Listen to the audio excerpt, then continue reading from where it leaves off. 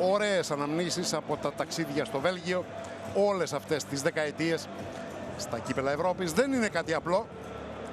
Η ιστορία διδάσκει ότι μόνο μία φορά σε νοκάουτ αναμέτρηση κατάφερε ο δικέφαλος από εντός έδρας ήττα σε πρώτο παιχνίδι να προκριθεί με εκτός έδρας νίκη στη ρεβάνς. Συνέβη τον Οκτώβριο του πλέον μακρινού 2003. Μένει ψηλά. Πολύ καλή ενέργεια του Κάνα. Δεν ξεκολλάει η μπάλα. Κακό νέο. Το μόνο καλό νέο σε αυτή τη φάση είναι ότι αστόχησε ο Σικάν, αλλά στα 2 λεπτά. Πάσα του Μιχαηλίδη, πολύ καλή. Το ξεπέταγμα του Κωνσταντέλια. Σωστή έξοδος από τον Κόζεμανς. Πάνω η σημαία στο βάθος του βοηθού του Σότσα. Μεταφορά του παιχνιδιού από τον Πετρό. Κόψιμο του Μιχαηλίδη. Το σούτ από τον Σικάν ψηλά. Σταμάτησε στα 60. Μάτς δηλαδή 10 λιγότερα. Συνδυασμός Τάισον Κωνσταντέλια, ο οποίος περνάει και από τον Μπιανκόν. Τον βάζει στην πλάτη του. Συνεχίζει με το Μίθου. Και η πάσα του Κωνσταντέλια. Και έρχεται για ένα σούτ ο Ζίβκοβιτς έξω. Με το δεξί πόδι. Ελουστόνδο ο Νγκά Κάνα. Έρχεται ο Κάνα. Έρχεται ο Μαμάρ. Προωθημένη πάσα. Και βγάζει ο Παυλένκα ένα σίγουρο γκολ. Που ετοιμάστηκε να σκοράρει. Πάσα του Ελουστόνδο. Ζίβκοβιτς. Που θέλει να ανεβάσει και αυτό στην ταχύτητά του. Τελειώνει τη φάση ο Ζίβκοβιτς έξω. Πολύ μέσα στη μικρή περιοχή. Πρώτη κεφαλιά ήρθε από τον Σάντα Μαρία. Άμπρος. Και πάλι στην πλάτη του Μπάμπα. Και φεύγει ο Μαμάρ. Σε ένας εναντίον ενός. Φέρνει την μπάλα στο αριστερό. Πάλι ο Παυλένκα.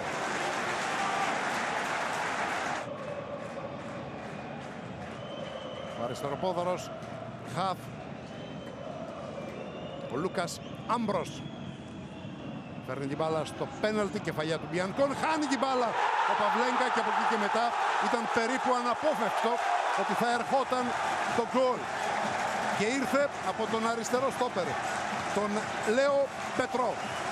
Ύστερα από 2 φάσεις, στις οποίες ο Παυλένκα, μία με τον Τσβέτκοβιτς και μία με τον Μαμάρ, κράτησε την μπάλα έξω από την εστία του ΠΑΟΚ.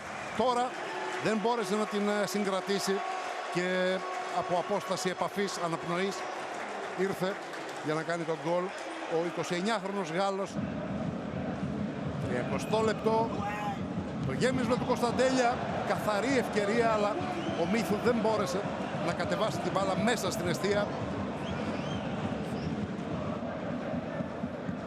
Γέμισμα του Μπάμπα χαμηλά. Βγήκε και ο Κάνα με την μπάλα από την άμυνα. Ο ΠΑΟΚ επιστρέφει. Ζαφύρης, πιεστική ελληνική ομάδα. Με το δεξί ο Τάισον, δεύτερο δοκάρι. 1-1 από τον Ζίβκοβιτς. Ο ΠΑΟΚ ισοφαρίζει στο 34. Ένα 5 που ο ΠΑΟΚ ανέβασε τους τόνους, ανέβασε την θερμοκρασία του μάτς, την πίεσή του. Βρέθηκαν στο τέλος οι δύο σπουδαίοι ακραίοι επιθετικοί του, ο Τάισον με τον Ζίβκοβιτς, και ο αρχηγός τελειώνει τη φάση σε μια μπάλα που κέρδισε ο ΠΑΟΚ και βγαίνει στην πλάτη του Μιχαηλίδη ο Τσβέτκοβιτς και τον μαρκάρει ο Ελουστόντο. Ο 19χρονος Σέρβος στην πάσα για τον Γιανσάνα. Αυτός τελειώνει μόνος του τη φάση, αποκρούει ο Παυλένκα, διώχνει ο Σανταμαρία.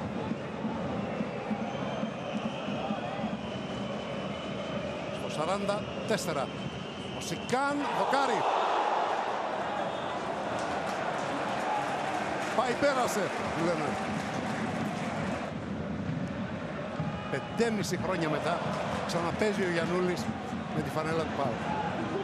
2-1. Στα 70 δευτερόλεπτα από το ξεκίνημα του δεύτερου ημιχρόνου, ο Άμπρος διέσχισε αρκετό γήπεδο, προχώρησε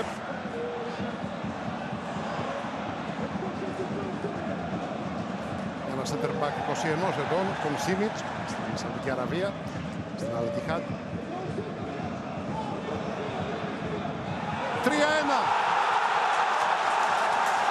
Αυτή τη φορά βρήκε στόχο ο Σικάν. Το δοκίμασε πολλές φορές. Από πλάγια έξω από την περιοχή, κατά μέτωπον έξω από την περιοχή. Ο Ντιάι απλώνει την μπάλα. Κλέβει ο Ζαφύρης. Βγάζει την μπάσα για τον Κωνσταντέλια. Έρχεται ο Τάισον για το σουτ. Απέκρουσε ο Κόζεμανς. Ευκαιρία για τον ΠΑΟΚ στο 59. Καμαρά παίρνει την μπάσα του Κένι. Έρχεται ο Ζαφύρης. Ο Ζίβκοβιτς σηκώνει την μπάλα, τη γυρίζει ο Καμαρά. Γερεμέγεφ, ξανά ο Καμαρά. Πέρασε η μπάλα 3-2. Στο 73. Με το αριστερό πόδι του Μαντί Καμαρά. Η μπάλα κόλλησε στην καρδιά της περιοχής της Άντερλεχτ, χάρη και στην προσπάθεια του Άλεξ Γερεμέγεφ. Και πάνω στην κίνηση, πάνω στην τούρλα της στιγμής, ήρθε το τελείωμα από τον Μαντί Καμαρά για το 3-2. Εδώ είναι η προσπάθεια του Γερεμέγεφ, το στρώσιμο της μπάλας, δοκάρι, πλάτη του Κόζεμανς και 3-2. Έλεγχος της φάσης για το δεύτερο γκολ του ΠΑΟΚ. Και θα πρέπει να πάει να σχηματίσει ιδίαν αντίληψη αν ήρθε από αντικανονική θέση. Ο Γερεμέγεφ ίσως με τα κεφαλιά είναι σε αντικανονική θέση ο Γερεμέγεφ. Παίζει την μπάλα με το κεφάλι ο Καμαρά. Αυτό είναι το κρίσιμο ζήτημα.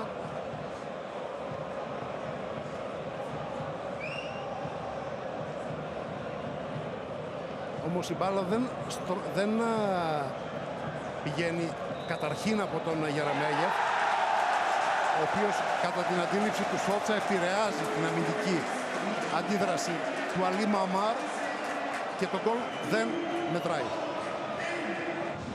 Με σταυρωμένα τα χέρια δείχνει άλλο σημείο από εκεί που συνήθως στέλνει την μπάλα όταν εκτελεί τα κόρνερ ο αρχηγός του ΠΑΟΚ.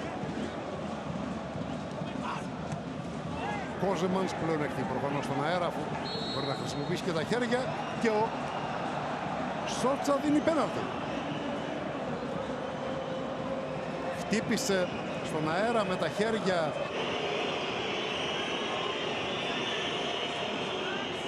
...3-2 αυτή τη φορά.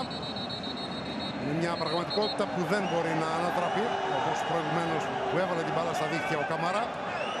Εδώ μια οχλαγωγία για το ποιος θα πάρει την μπάλα και ο Λουσέ δίνει ένα παντελώς ακατανόητο και εμψυχρό χτύπημα σε αντίπαλο στον Ντεφρέιβ. Σε στάση παρατηρητή, όπως έπρεπε να κάνει ο Σότσα.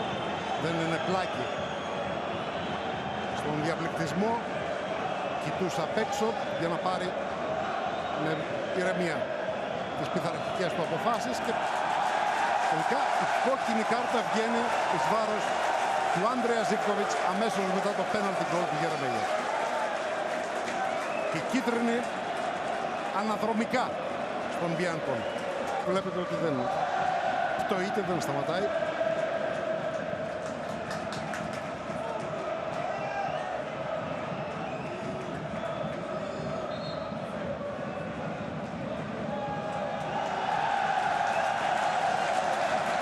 Και κόκκινη κάρτα στον Γερεμέγεφ.